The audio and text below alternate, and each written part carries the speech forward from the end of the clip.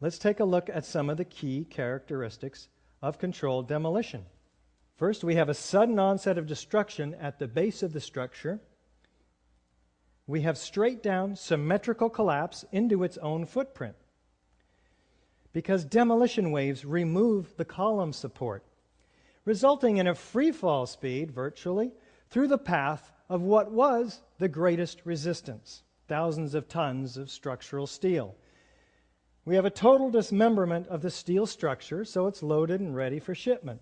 We have minimal damage to adjacent structures, sounds and flashes of explosions heard and seen by witnesses, enormous clouds of pulverized concrete, squibs sometimes, explosive charges that go off at the wrong times, chemical evidence of cutter charges. These are all fairly typical, and they go to show us direct evidence of explosive destruction. Now, the interesting thing is that not one of these typical characteristics of controlled demolition can be explained or accounted for by fire, let alone all 10 of them. Typically, we'll have government documentation, expert corroboration, foreknowledge, and video documentation, all of which supports the hypothesis of controlled demolition, providing proof beyond a reasonable doubt. Let's take a look at World Trade Center 7 now. It was 47 stories tall, what would have been the tallest building in 33 of our states, half the height of the Twin Towers, dwarfed only by its proximity to what was, for a couple of years, the tallest buildings in the world. It was not hit by an airplane. It was the third World Trade Center high-rise to collapse on 9/11 at about 5:20 in the afternoon. World Trade Center 7 was hit by debris from the North Tower. You can see it being pelted here. And it sustained about 8 fires, according to NIST, on various floors. This is the World Trade Center 7, 47 stories high. Don't be confused by the shadow from this building. Here we have the 12th and 13th floor fires and the 7th floor fire on the north side of the building, the opposite side of the building that was being pelted by the North Tower. Curiously enough, the Securities and Exchange Commission was operating out of this floor, which lost thousands of files related to hundreds of cases it was actively pursuing against Wall Street companies like Enron and WorldCom. So we are looking for an investigation that goes well beyond the buildings, of course.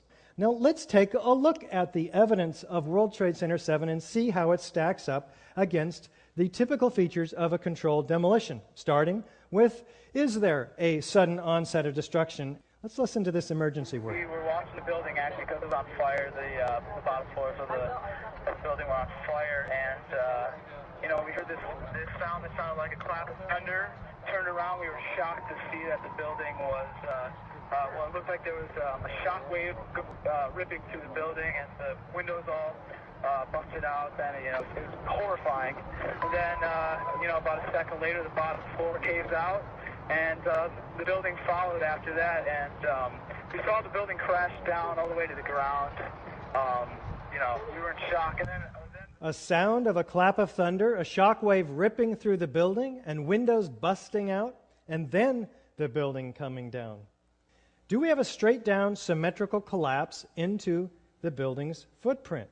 Let's listen to Dan Rather narrate this collapse for us as we take our first look at the collapse of Building 7. What you're seeing are high shots. Now, here we're going to show you a videotape of the collapse itself. Describe that. Now we go to videotape, the collapse of this building.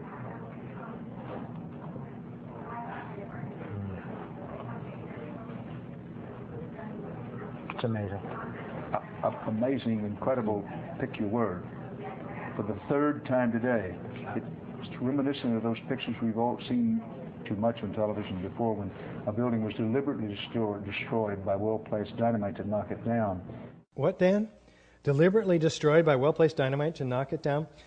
Dan never repeated these words after this first day. In fact, we didn't see this building coming down after 9/11. Let's take a look from West Street. Maybe we haven't quite understood yet what's going on.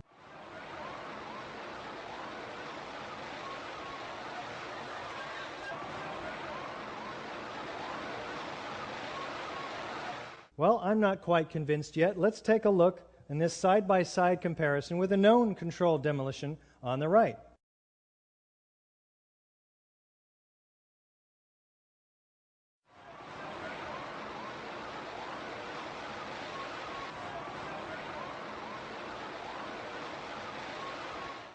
Did the building fall into its own footprint? Pretty much so. A little bit of overlapping into the street. I could have done a much better job myself. A tidy rubble pile, nevertheless. Do we have demolition waves? And how do these remove the column support? Well, here's a floor plan of Building 7. Now, to bring a building smoothly, symmetrically into its own footprint without falling over, what we have to do is remove the core columns, because what we want to do is bring the outside of the building in on itself. Now, this involves a high degree of precision that fire is not capable of, being an organic process. We're told by NIST in a December 18th update meeting that we attended via telecon that there is virtually no influence in the collapse from the debris from the North Tower or the damage caused by it, or from the diesel that may have been spilling out of the diesel line. Why? Well, the east penthouse is the first part of the building to collapse a few seconds before the global collapse. And so NIST is now targeting column number 79. And so that is where they say the collapse initiated. Do we have a free fall speed of collapse through the path of greatest resistance? Let's listen to David Chandler. We can measure the downward acceleration of Building 7 by video frame analysis. I used a magnifying glass to place markers on the corner of the building on each frame. From this we can get a data table and various graphs. The slope of this graph indicates acceleration, which is shown here to be about minus 10.279 plus or minus 0.6. Free fall in a vacuum is minus 9.8 in these units. That falls within the margin of error of this measurement. In other words, the rate of fall of Building 7 in the first few seconds is indistinguishable from free fall in a vacuum. What are we talking about? You can see second by second the building gaining downward momentum. You can plot the drop distance on a graph of time, and it fits the free fall curve almost perfectly. What does this mean? That the columns had to have been removed, and removed virtually simultaneously on each floor, synchronistically timed, so the building had no resistance virtually on the way down. Do we have a total dismemberment of the steel structure? We had a 47-story skyscraper compressed to 4 stories. How does this happen? This building had some moment-resisting frames on several floors. That's where the beams are welded very rigidly to the columns. Do we have sounds of explosions, though? Here's Craig Bartmer from the New York Police Department.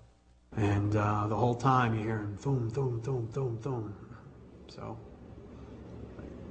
I think I know an explosion when I hear it. I was real close to Building 7 when it fell down. That didn't sound like just a building falling down to me while I was running away from it. There's a lot of eyewitness testimony down there hearing explosions. I didn't see any reason for that building to fall down the way it did.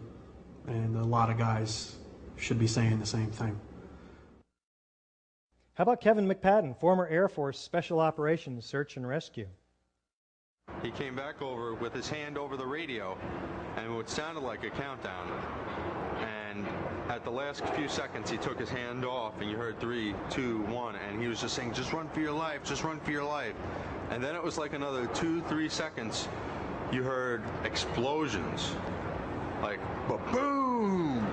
It's like a distinct sound. It's not like when in compression, like boom, boom, boom, boom, boom, like floors that were dropping and collapsing. This was ba-boom, and like you felt a rumble in the ground, like almost like you wanted to grab onto something. That, to me, I knew that was an explosion. There was no doubt in my mind. Okay, thank you, Kevin.